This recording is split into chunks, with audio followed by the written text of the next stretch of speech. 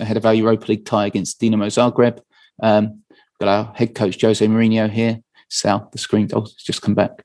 Our head coach Jose Mourinho is here. This will be followed by Davinson Sanchez as the player element of the press conference. As always, please raise your hand. We try to get to as many of you as possible. And it is obviously all in, so there are no embargoes in place. Jerry Cox, I'm coming to you first. Morning, Jose. Morning. Team's in a great run of form. Do you anticipate many changes? Have you got any new injury updates on Lo Celso or any others ahead of this game? Gio is not ready, but it's nothing to do with his previous important injury, which is totally recovered. But with accumulation of work, his feelings are not the best at the moment. A little bit of some back pain, and he had to stop working the way he was doing. So not for this match yet. A part of that is Joe Rodon, the only player that is not, unfortunately, selected because he's not in the UEFA list. A part of that, every player selected. As you know, we can have 2 extra players in the Europa League bench, and everybody is selected. Everybody is fit. Am I going to repeat the same team that played against Crystal Palace? No, I'm going to make a few changes.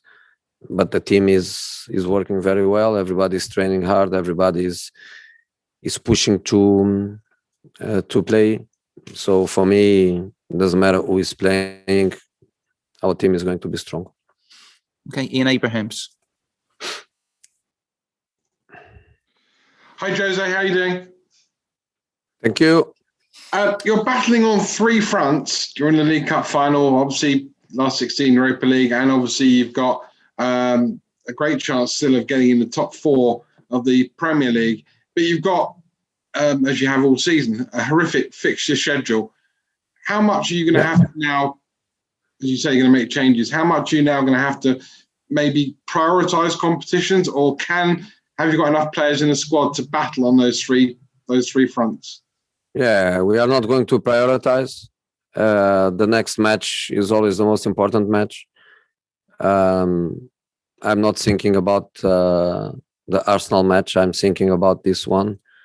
And we are going to make changes the same way we made changes between Fulham match and Crystal Palace match.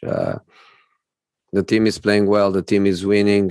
You could think no changes, but we do change, and we do change because we trust the players. The level is very high. When everybody is working the way they do, people deserves to play, and it's easy for me to trust them. So yes, tomorrow we are not going to play with the same team that played against Palace, but the team is going to be equally strong, and not at all. We are not going to prioritize competitions. As you say, we play 2 competitions plus the final, and we are going to try to be strong in everyone.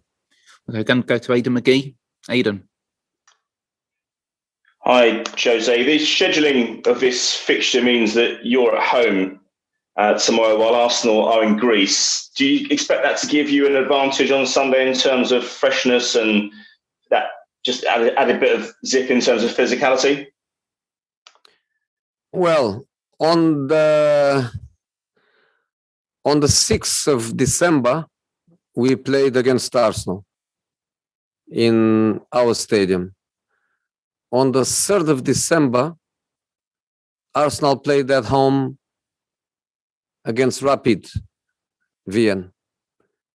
And at the same time, we were playing in the ice in Linz against Lask Linz. We landed in London 3 a.m. Was that an advantage for Arsenal?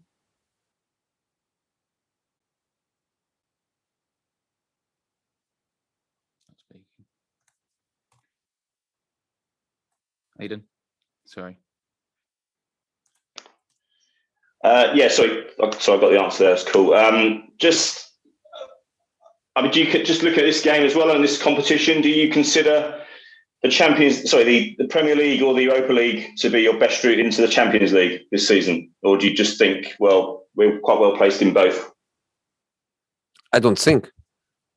I think about trying to win tomorrow and trying to win Sunday, trying to win the next match in Europa League, trying to win the next match in the Premier League. And I think that's the way it has to be. It has to be done, and that's the way I want the players to feel. We are not going to throw away any competition. If we are knocked out in Europa League, it's not because we didn't go strong. Will be because the opponent was better than us. And in the Premier League, if you don't finish top 4, it's because other clubs, they did better than us and they had more points. But we are going to be strong. Okay, let's go to Matt Barlow. Hello, Jose. Can I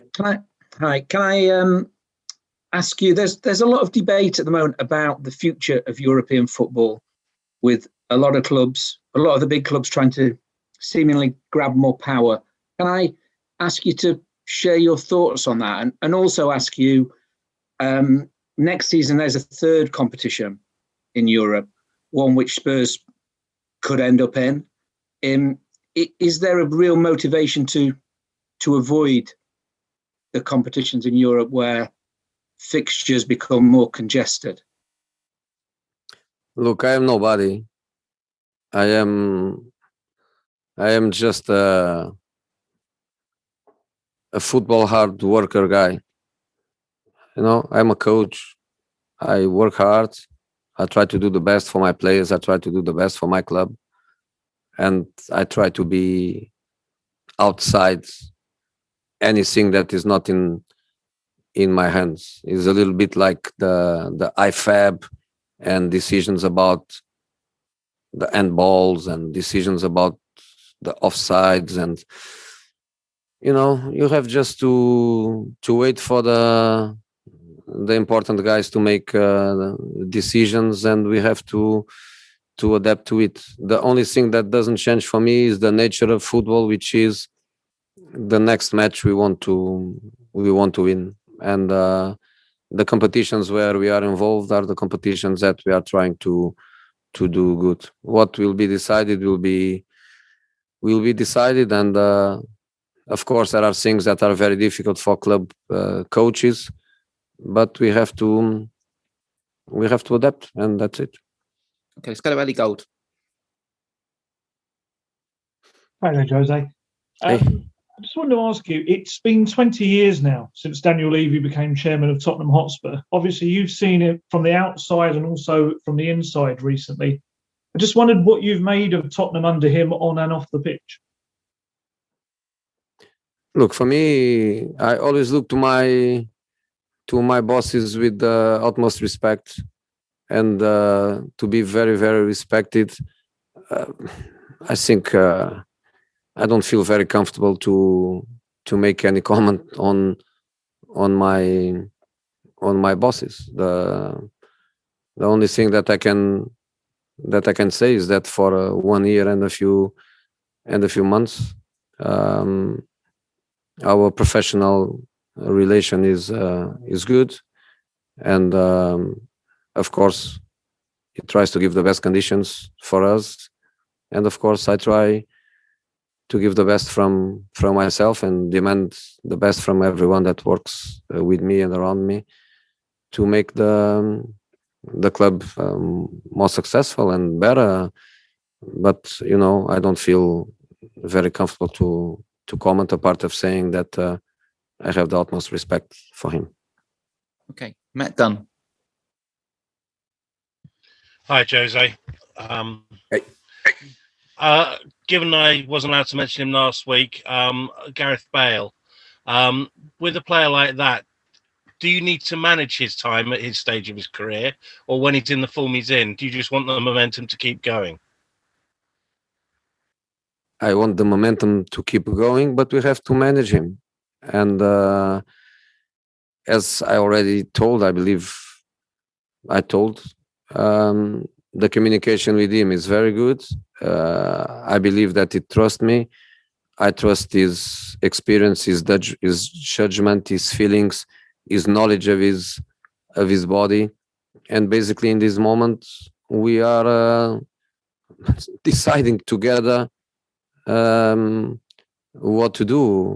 In the other day, during the match, I found Andre Mariner, the fourth official.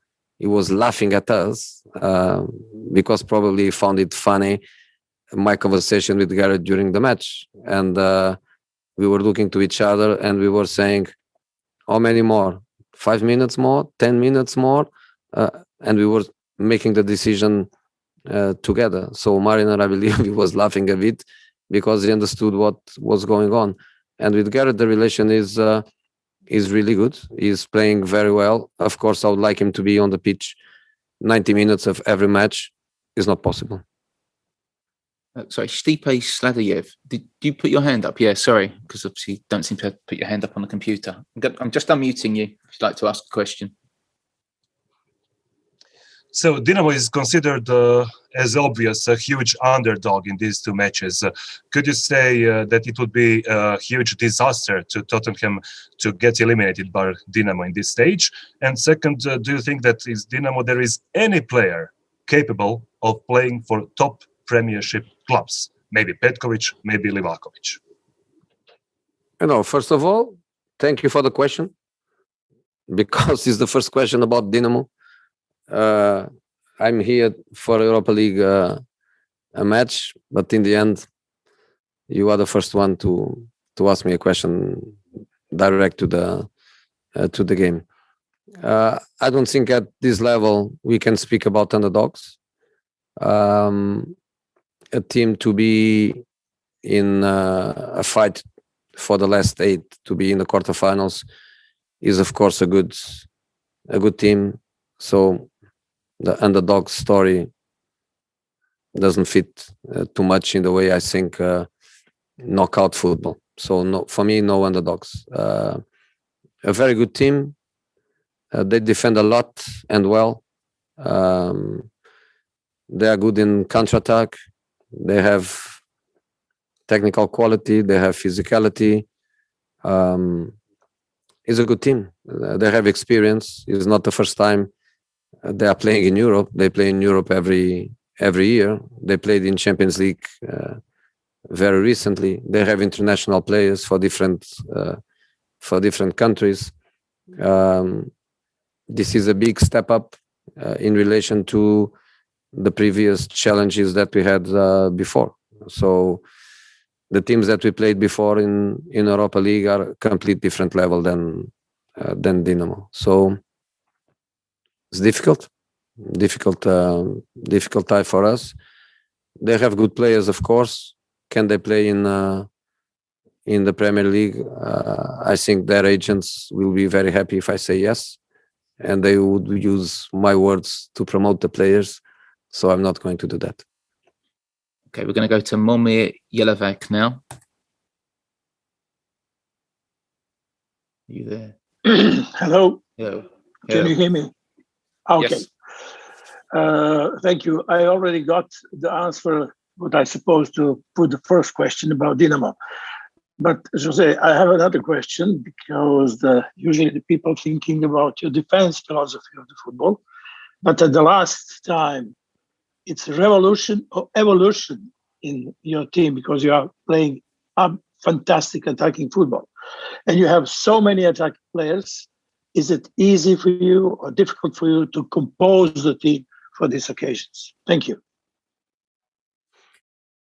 No, it's not difficult, because we played an incredible number of matches already, more than 40.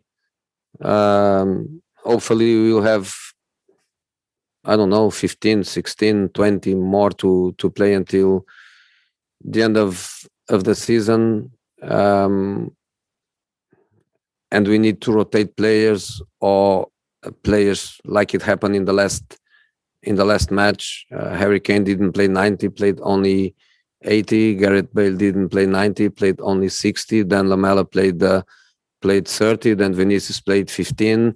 In this moment, without injuries in attacking areas, we have lots of options, and doesn't matter who is on the pitch. We are speaking about quality players. The team is with good attacking dynamics, but as I was saying before, Dinamo defends very well. In many moments of the game, they are playing with a line of 6. They transform that line of 4 in a line of 6, and then they have a low block and they defend with a lot of people. When they recover the ball, they go fast to counter-attack with fast wingers, with a striker that is a good link play. They know what they do. The coach has to be good, the players are good, and the opposition is difficult. Okay, we've got time for 2 more, so we'll start with Jacob Steinberg, and the last one will be John Cross. Jacob. Hi, Jose. One of the important guys that you mentioned before is Andrea Agnelli, whose club Juventus last night were knocked out, incredibly by your old team, Porto, last night. I just wonder if you think under some of these reforms that are being proposed, if some of these upsets that you've been involved in the past would be possible in the new format that's being talked about.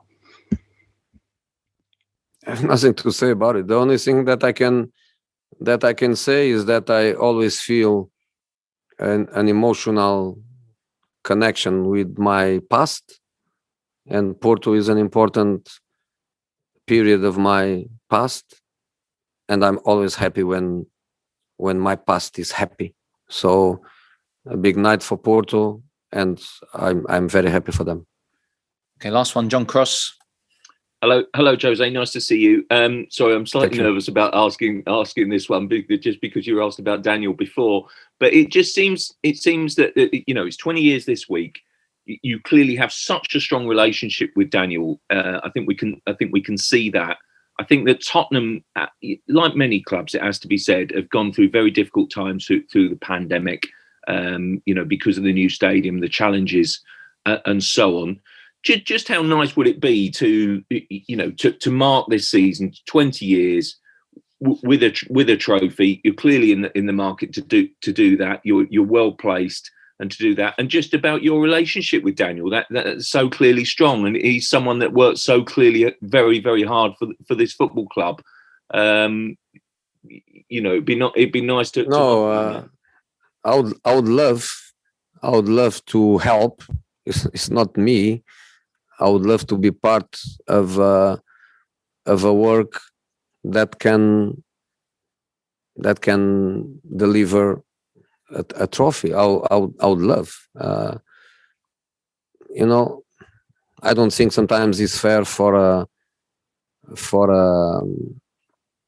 owner, for a CEO, for an administration of a club, for a president to be judged on trophies, because trophies many times they depend on others too.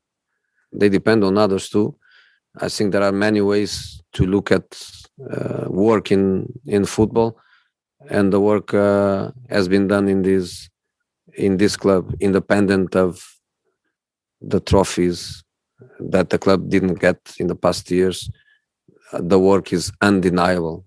The club is a big club, big club in many aspects, very, very well organized in many aspects, and that's an incredible work from him as the big boss in here, but from the whole structure that works with him and works for him. So I don't think sometimes it's fair to judge just on the trophies, but trophies are the salt and pepper of football, and I would love to, not just for him, for the players, for the fans, for everyone. I would love to help for that to happen. And I'm not a big guy on stats and this kind of things, but my 1,000 official match is going to arrive this season too, and for a career where I've been lucky enough to win so many things.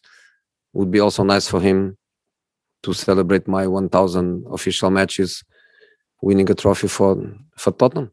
We are going to try. Let's see if it's possible. Okay, guys, thank you very much. Devonton will be with you shortly. Thank you. Thank you.